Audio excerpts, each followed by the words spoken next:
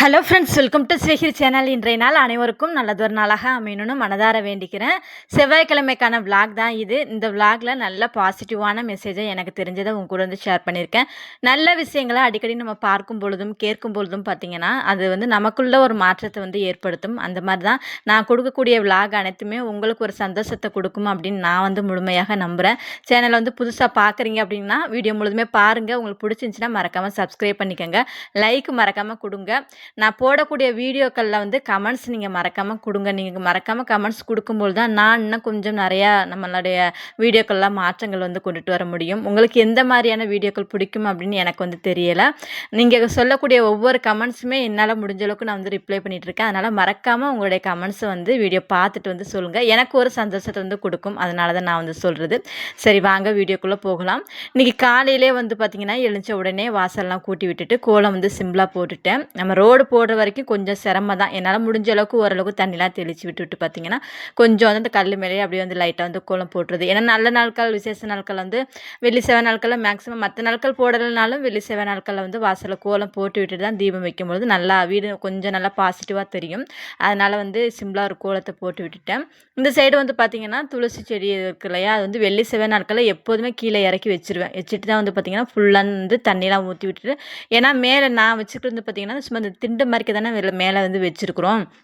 அப்படிங்கிறதால அந்த இடத்துல தண்ணிலாம் ஊற்றி நம்ம ரொம்ப அதிகமாகலாம் கழுவ முடியாது. அப்படிங்கிறதுனால நான் காலையில் வெளியில எழுந்திக்கிறேன் இல்லையா, அப்போயே வந்து பார்த்திங்கன்னா நல்லா நீட்டாக வாசல்லாம் கூட்டி விட்டுட்டு அதில் கீழே வந்து பார்த்திங்கன்னா மணி பிளான்ட் செடி, அப்புறம் இந்த துளசி மாலை செடி, அப்புறம் வந்து அந்த புத்தர் சிலை வந்து வச்சுருப்பேன் இல்லையா, அந்த பால்ம் ட்ரீன்னு சொல்லிட்டு அதுவுமே வந்து பார்த்திங்கன்னா எல்லாத்தையுமே எடுத்து கீழே வச்சுட்டு ஃபுல் அண்ட் ஃபுல் நல்லா வந்து கழுவி விட்டுருவேன். அதன் பிறகு தான் வந்து பார்த்திங்கன்னா மேலே அந்த திண்டு மேலே வந்து தூக்கி வச்சு விட்டுட்டு கோலம் வந்து போகிறது.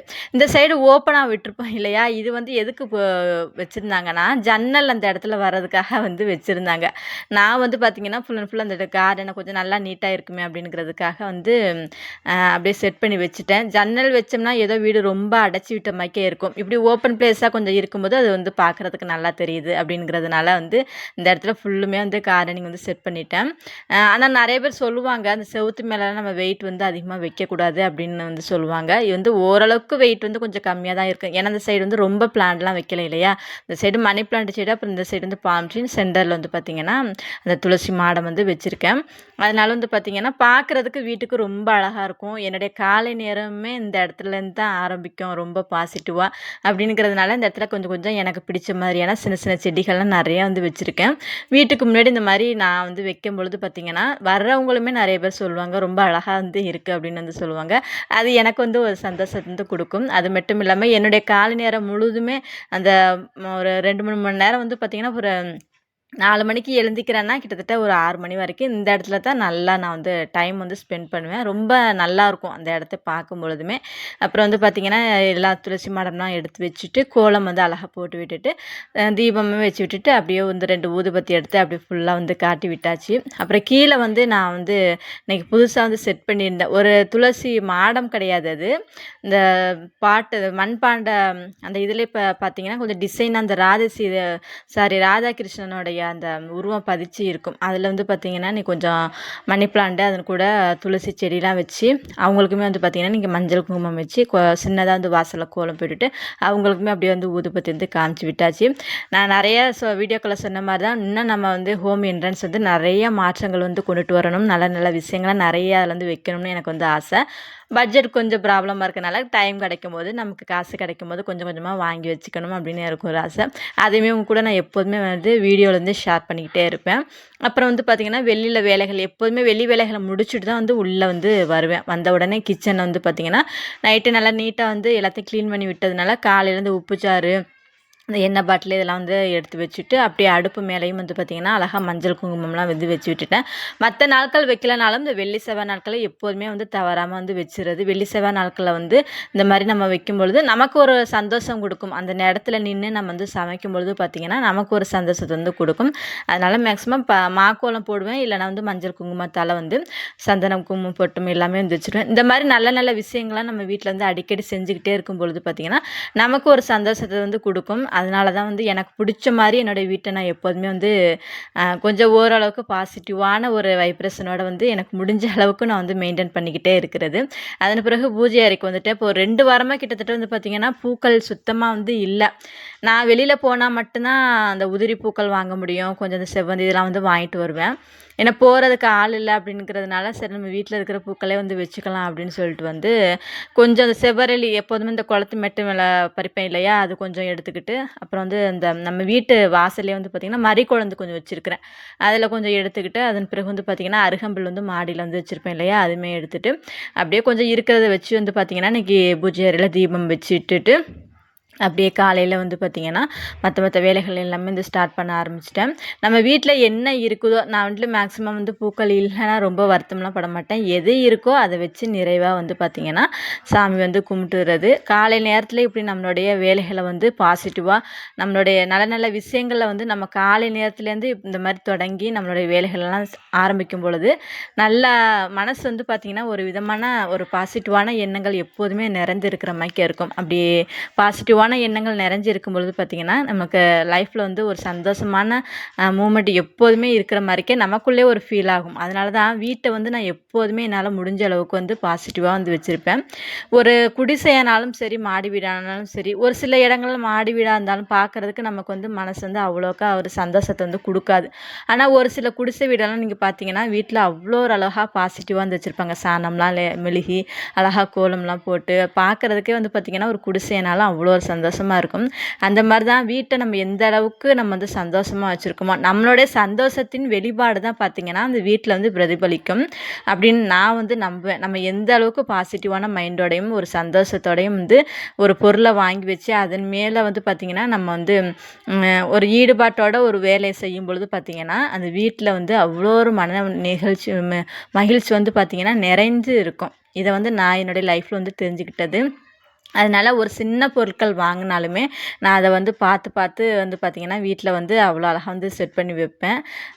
இந்த மாதிரி தான் நம்மளுடைய எண்ணத்தின் வெளிப்பாடு நம்மளுடைய மகிழ்ச்சியோட வெளிப்பாடு தான் வீட்டில் ஒரு பொருளை நம்ம வாங்கி வைக்கும் பொழுது அதுலேருந்து நம்ம வந்து வெளிக்காட்டுறோம் அப்படின்னு நான் வந்து நம்புவேன்.